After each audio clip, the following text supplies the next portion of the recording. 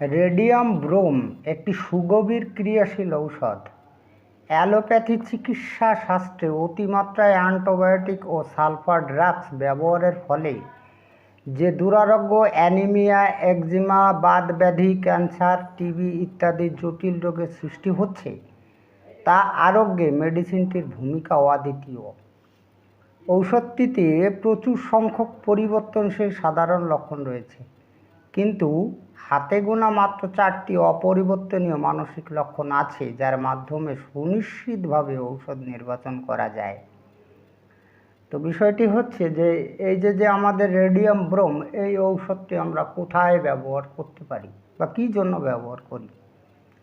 বর্তমান অ্যালোপ্যাথি যে চিকিৎসা শাস্ত্র রয়েছে, সেই চিকিৎসা শাস্ত্রে কিন্তু অনির্বাচনীয়ভাবে কিন্তু অতিমাত্রায় অ্যান্টিবায়োটিক ঔষধ প্রয়োগ করা হয়, এটা আপনারা জানেন। এটা আমিও জানি, আমার সাইডেই অ্যালোপ্যাথি একজন ডক্টর আছে। এবং সালফার ড্রাগস, বিভিন্ন রকম সালফার ড্রাগস আছে, সেইগুলো দীর্ঘদিন খাওয়ার ফলে কিন্তু রুগীর কিন্তু অবস্থা কিন্তু খুব খারাপ হয়ে যায় আমাদের হোমিওপ্যাথি নীতি অনুসারে। তো আপনি অন্য বইতেও পাবেন, আপনি যদি প্র্যাকটিশনার গাইড পড়েন সেখানে কিন্তু এই কথাগুলো পাবেন।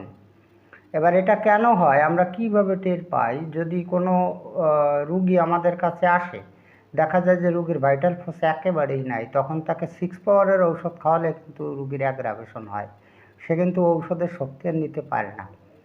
তো শুধু এরকমটি হয় না, এইভাবে দীর্ঘদিন যদি অ্যান্টিবায়োটিক ঔষধ বা সালফার ড্রাগস যদি খেতে থাকে, তাহলে রুগী কিন্তু অ্যানিমিয়া হয়ে যায়। অ্যানিমিয়া মানে হচ্ছে রক্তাল্পতা হয়, একজিমাগুলো খুব ভয়ঙ্কর আকার ধারণ করে, বাত ব্যাধিও কিন্তু ভয়ঙ্কর আকার ধারণ করে, সেই বাত ব্যাধি কিছুতে আরোগ্য হতে চায় না, ক্যান্সার হয়, টিবি হয়। তো এই সমস্ত দুরারোগ্য ব্যাধিতে আমরা কিন্তু এই রেডিয়াম ব্রোম ঔষধটি ব্যবহার করতে পারি। এবার কথা হচ্ছে, রেডিয়াম ব্রোম তো একটা ব্রাড রেমিডিস, এই রেমিডিসে প্রচুর সংখ্যক সাধারণ লক্ষণ আছে। তো এই সাধারণ লক্ষণগুলো প্রতিনিয়ত পরিবর্তনশীল। এবার এই পরিবর্তনশীল লক্ষণের উপর ভিত্তি করে ঔষধ নির্বাচন করাটা ঠিক নয়, কারণ লক্ষণ তো পরিবর্তন হয়ে যায়। তো হাতে গোনা মাত্র 4টি মানসিক লক্ষণ রয়েছে, সুতরাং এই 4টি লক্ষণের উপর অধিক গুরুত্ব দিয়ে যদি আমরা ঔষধ নির্বাচন করি, তাহলে কিন্তু আমাদের কিন্তু সঠিক ঔষধ নির্বাচন করতে খুব সুবিধা হবে। যাই হোক, আজকের ভিডিওতে এই 4টি মানসিক লক্ষণ সম্পর্কে এমন কিছু গুরুত্বপূর্ণ তথ্য আপনাদের সামনে এক্সপ্লেন করে শোনাবো, যাতে সঠিক ঔষধ নির্বাচনের মাধ্যমে রোগীকে আরোগ্য করা যায়। ভিডিওটি ভালো লাগলে লাইক, কমেন্ট, শেয়ার করবেন, এবং আপনি যদি এই চ্যানেলে নতুন এসে থাকেন তাহলে চ্যানেলটিকে সাবস্ক্রাইব করে রাখবেন পরবর্তীতে নতুন ভিডিওর নোটিফিকেশন সবার আগে পাওয়ার জন্য। এবার আমাদের এই রেডিয়াম ব্রোমের মাত্র 4টি মানসিক লক্ষণ আমি খুব সহজ সরল ভাষায় আপনাদের সামনে ব্যাখ্যা করে শোনাবো। তো আমি আপনাদের রিকোয়েস্ট করব, আপনারা ভিডিওটি না টেনে যদি এগুলো একটু মনোযোগ দিয়ে শোনেন, তাহলে আপনাদের ঔষধ খুঁজে বের করতে খুব সুবিধা হবে। যাই হোক, নাম্বার 1 মানসিক লক্ষণে আসি, বিরক্তি বোধ। রেডিয়াম ব্রোমের রুগীরা কিন্তু সামান্য কারণে বিরক্তি বোধ করে, এমনকি ডক্টরবাবুর জ্ঞানমূলক কথায়ও। ভালো বিষয় বস্তুতেও এদের বিরক্তিভাব আসে। অপছন্দের বিষয়তে বিরক্তিভাব প্রবল আকার ধারণ করলে এরা কিন্তু স্থান পরিবর্তন করে।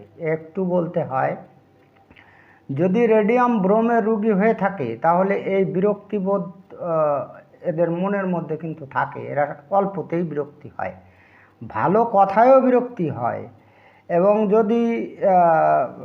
যদি একটু খারাপ বিষয় এদের সামনে যদি আলোচনা করা হয়, তাহলে এরা কিন্তু রাগে না, আপনার সামনে থেকে সে কিন্তু স্থান পরিবর্তন করবে, চলে যাবে। তো রেডিয়াম ব্রোমের যদি রুগী হয়ে থাকে, তাহলে কিন্তু তার এই বিরক্তিবোধ, এই লক্ষণটি, এই মানসিক লক্ষণটি পাবেন। তো আমি আপনাদের একটা কথা বলবো, আপনি যদি চিকিৎসক হয়ে থাকেন, তাহলে রেডিয়াম ব্রোমের রুগীদের সঙ্গে বেশি একটা কথা না বলাটাই ঠিক, কেননা আপনার সেই পজিটিভ দিকগুলো আপনাকে যদি পছন্দ না করে, কারণ সে তো বিরক্তি বোধ করে, পছন্দ না করে, তাহলে আপনার উল্টো কথাই বলবে সে। মানসিক লক্ষণ নাম্বার 2তে আসি, স্বপ্ন। আগুনের এবং নিজের কর্মব্যস্ততার সুস্পষ্ট স্বপ্ন দেখে এদের ঘুম ভেঙে যায়, তখন হার্টে চাপ বোধ হয়ে শ্বাসরোধের ভাব হয়।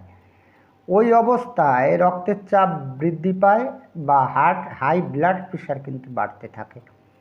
নিদ্রাভঙ্গে রোগ বৃদ্ধি আমাদের ল্যাকেসিস ঔষধেও আছে। তাই ভুল ঔষধ নির্বাচন এড়াতে মুক্ত বাতাসে রেডিয়াম ব্রোম ঔষধটির রোগের উপশম হয়, এই লক্ষণটি কিন্তু ভুলে গেলে চলবে না। কেমনটা বিষয় হচ্ছে যে আমাদের এই রেডিয়াম ব্রোম এর রোগীরা কিন্তু আগুনের, এবং সে যে কাজ করছে, সে স্বপ্নে দেখে, সে আগুনের স্বপ্ন দেখে এবং সে কাজ করছে, খুব কর্মে খুব ব্যস্ত হয়ে কাজ করছে, এইগুলো স্বপ্ন দেখে তার ঘুম ভেঙে যায়। তো ঘুম ভাঙার পরে তার হার্টের স্থানে অর্থাৎ বাঁ দিকে চাপ বোধ বা ভারী বোধ হয়। ওই অবস্থায় যদি আপনি রুগীর প্রেশার মাপেন তাহলে কিন্তু উচ্চচাপ দেখাতে পারে বা হাই ব্লাড প্রেশার দেখাতে পারে। এবার কথা হচ্ছে যে আমরা তো লক্ষণ দেখে ঔষধ নির্বাচন করি। তো আপনি যখন দেখলেন যে রুগী রাত্রে ঘুম ভেঙে গেল, তখন কিন্তু আপনার প্রথম চিন্তাধারা আসবে যে ল্যাকেসিসের রোগ হতে পারে। কিন্তু এখানে ল্যাকেসিস আসবে না। কেন আসবে না বিষয়টি আমি স্পষ্টভাবে বলি। ল্যাকেসিস আসবে না এই কারণের জন্য যে ল্যাকেসিস আর হচ্ছে রেডিয়াম ব্রোম এর লক্ষণের পার্থক্য আছে। যদি রেডিয়াম ব্রোমের রুগী হয়ে থাকে তাহলে তার খোলা বাতাসে রোগের উপশম হবে। মানে রুগীর যে অসুবিধাগুলো হচ্ছে, মানে ওর তো হার্টে অসুবিধা হচ্ছে বা ফুসফুসেও যদি অসুবিধা হয়ে থাকে, তাহলে খোলা বাতাসে রোগী কিন্তু উপশম বোধ করবে। আর আমাদের যে ল্যাকেসিস ঔষধটা রয়েছে, সেই ল্যাকেসিস ঔষধটায় কিন্তু বিপরীত লক্ষণ, ঠিক এর উল্টো লক্ষণ। অর্থাৎ এই অসুবিধাগুলো, মানে হার্টের এই অসুবিধাই হোক বা ফুসফুসের অসুবিধা হোক, সে কিন্তু মুক্ত বাতাস কিছুতে সহ্য করতে পারে না। ল্যাকেসিসের রোগীরা, ল্যাকেসিসের রোগ ব্যাধি কিন্তু বৃদ্ধি পায়। তাহলে পুরো উল্টো লক্ষণ। তাহলে এটা আমাদের মনে রাখতে হবে যে রেডিয়াম ব্রোমের রোগ ব্যাধি কিন্তু মুক্ত বাতাসে উপশমিত হয়। মানসিক লক্ষণ নাম্বার 3-তে আসি, ভয়। একলা অন্ধকারে থাকতে ভয় পায়, তাই সর্বদা নিজের কাছে লোক বা সঙ্গী থাকার আকাঙ্ক্ষা করে। মানে রেডিয়াম ব্রোমের রুগীদের ভয় হয় একলা থাকতে। একলা কোথায় থাকতে? বিশেষ করে অন্ধকারে থাকতে এদের ভয় হয়। তাই এরা চায় যে আমার সাথে কেউ থাকুক। অন্ধকার থেকে বিপদের আশঙ্কা করে। অন্ধকারে থাকলে কোনো ভয়ভীতি আসতে পারে, এরকম বিপদ আসতে পারে, এরকম ধারণা ওদের হয়। মানসিক লক্ষণ নাম্বার 4-এ আসি, আশঙ্কাগ্রস্ততা। রেডিয়াম ব্রোমের রুগী বিপদের আশঙ্কা করে। রোগ, অর্থ, পরিবার ইত্যাদি নিয়ে এরা বিপদাগত এই ভেবে কিন্তু ভীতু হয়ে যায়।